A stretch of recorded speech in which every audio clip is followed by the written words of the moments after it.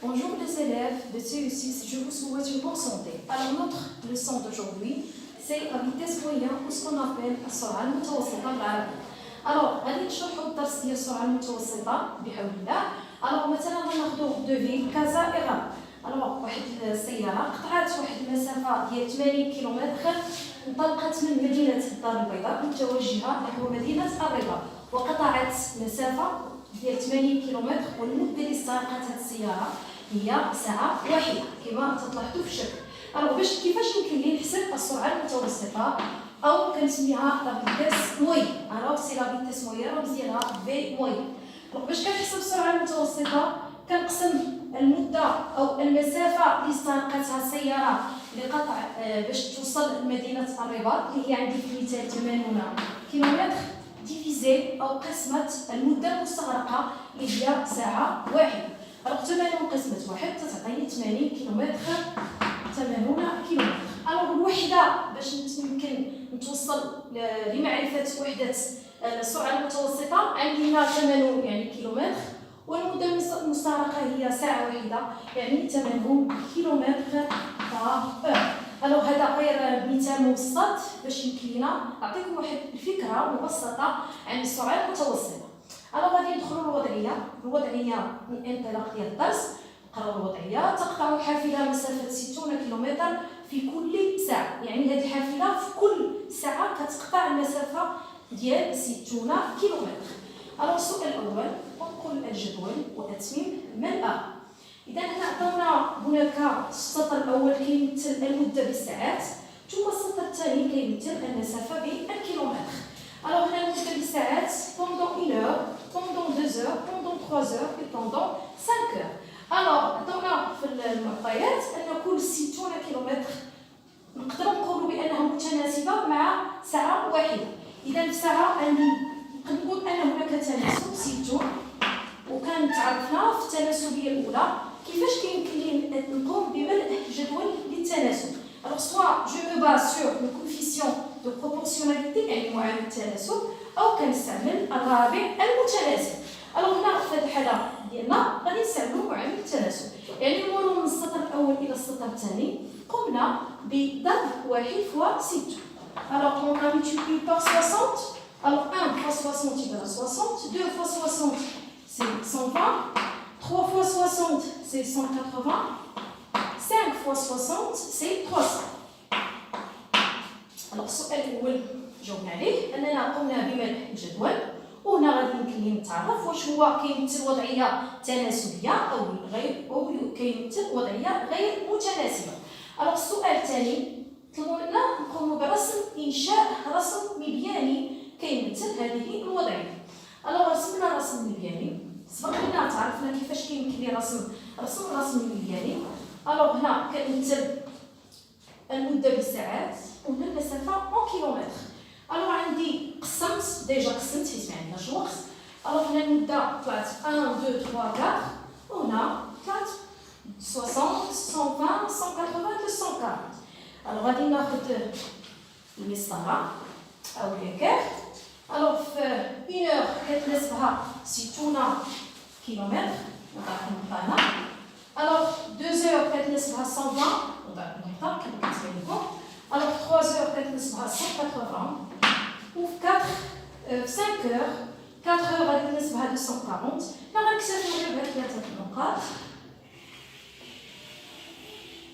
وهنا حصلنا على أن الرسم المبياني عطانا هو عبارة عن مستقيم يمر من الأصل c'est-à-dire c'est une droite qui passe par l'origine. c'est clair. alors هما علاش عطاونا أو طلبوا منا نرسموا هذا الرسم المبياني للتوصل أن هناك تناسبية بين المسافة والمدة المستغرقة. يعني نعاود نأكد أن قمنا برسم الرسم المبياني للتأكد أو للتوصل أن هناك تناسبية أو لا une proportionnalité entre une durée et entre la distance qui parcourt. مثلا هنا عندنا في l'exemple entre كازا إيغال. يعني هذه التناسبية كتمثل بحال في الجدول هناك معامل التناسب 60 اللي كيمثل لنا سكون ابل لا فيتيس موين. يعني التناسبية ما بين المدة والمسافة كيعطينا ما يسمى بالسرعة المتوسطة اللي هذا هو الدرس ديالنا ديال اليوم. الوغ غادي نحاول نمسح هنا.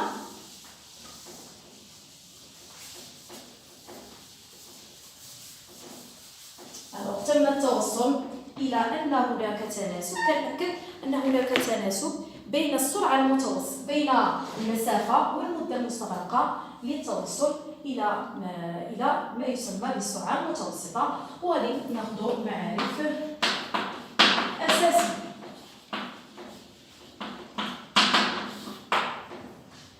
لحساب السرعة المتوسطة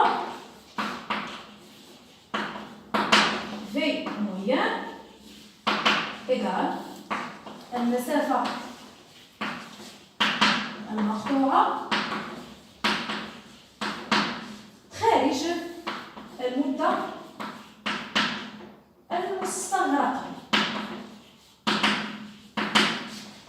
هنا توصلنا لها بأن لا فيتاس مويان تساوي أو السرعة المتوسطة فهي خارج قسمة المسافة المقطوعة على المدة المستغرقة. à partir من هذه الريلاسيون كيمكن لي نوجد المسافة المقطوعة تساوي فيتاس مويان والمدة المستغرقة. كيمكن لي نوجد المدة المستغرقة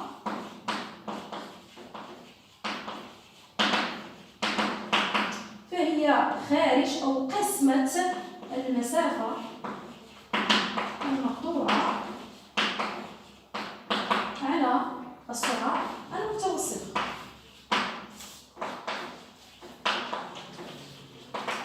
Ce sont des règles اللي خاصني ناخذهم، يعني خاصني باركور. السرعة المتوسطة كتساوي المسافة المقطوعة على المدة المستغرقة. كيمكن لي نحسب المسافة المقطوعة هي جداء السرعة المتوسطة والمدة المستغرقة. المدة المستغرقة هي خارج المسافة المقطوعة على السرعة المتوسطة.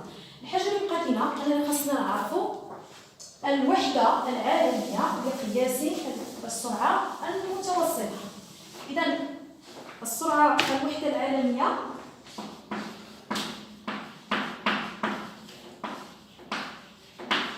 لقياس السرعة المتوسطة هي كيلومتر بار اور أو متر بار سكوند. وفي الدرس كندخل ما يسمى بالأعداد الستينية، يعني غادي يطرح ليا في المسائل كيفاش يمكن لي نحول المينوت للسوايع الساعات الدقائق انسي دو سويت. Alors, en général, كنخدموا السرعة المتوسطة كيلومتر بار اور ou bien متر بار سكوند.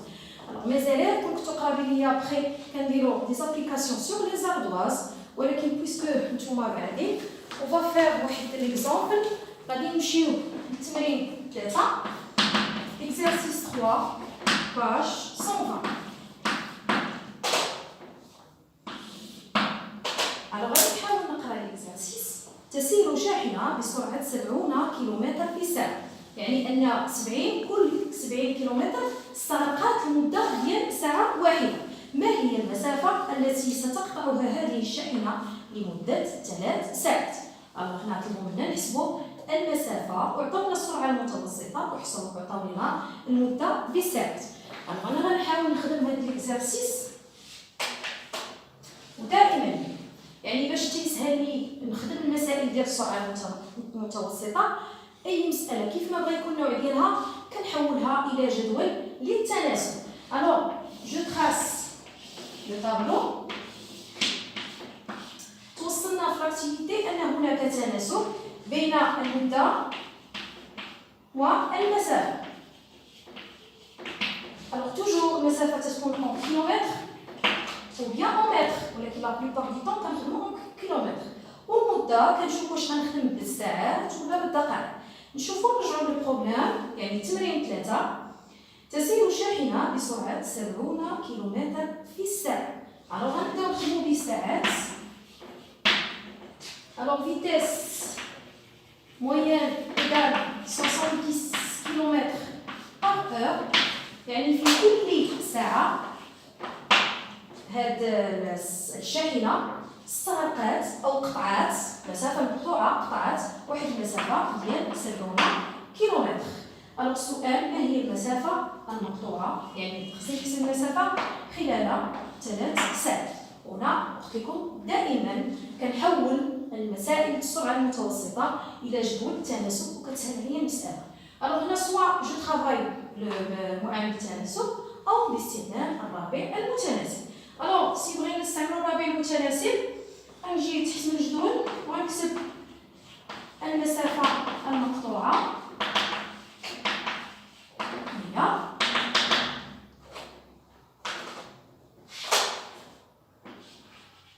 وسبق لينا استعملنا الرابع المتناسب.